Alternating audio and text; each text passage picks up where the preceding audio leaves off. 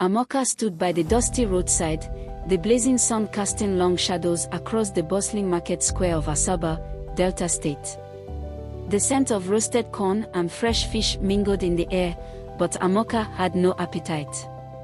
Her mind was occupied with the responsibilities that weighed heavily on her slender shoulders. As the first child in her family, Amoka had always been the one to carry burdens unseen by her younger siblings.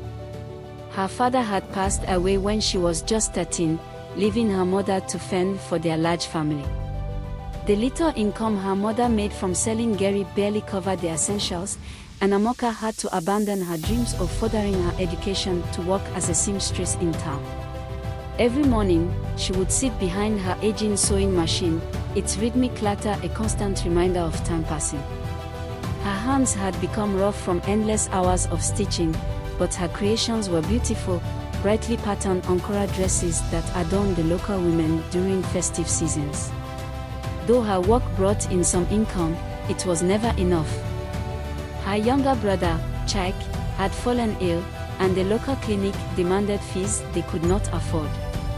Each evening, Amoka would sit by Chaik's bedside, praying softly as the dim light flickered in their one-room home. One day, as she worked in her small shop, a woman walked in, a stranger with an air of grace and confidence. Her name was Mrs. Okoro, a businesswoman from Lagos visiting her hometown.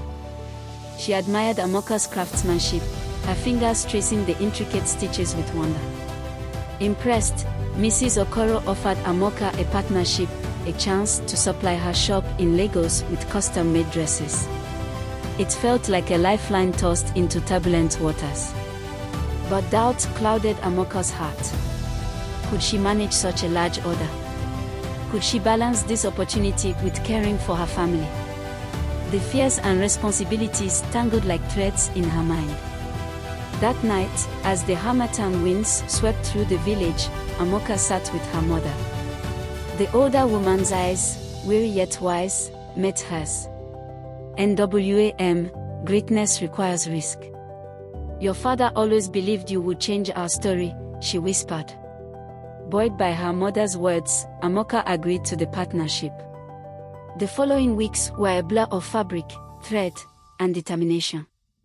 Her siblings pitched in where they could, and even little Chaik, recovering slowly, would hand her needles and buttons with a small, hopeful smile. When the first batch of dresses was sent to Lagos, Amoka waited anxiously. Days stretched into weeks until finally, a letter arrived. The dresses were a hit. Mrs. Okoro sent a generous payment along with more orders. Slowly but surely, Amoka's business flourished, and she could afford better healthcare for Chaik and save for her siblings' education. Amoka's story spread throughout the village, inspiring other young girls to believe in their dreams despite the hardships.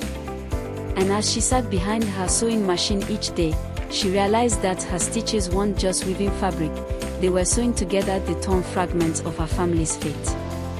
Delta State had forged her in the fires of struggle, but it was also where she discovered her strength. Amoka was no longer just the first child carrying burdens, she had become the cornerstone of her family's future, a beacon of hope, and a testament to the power of resilience.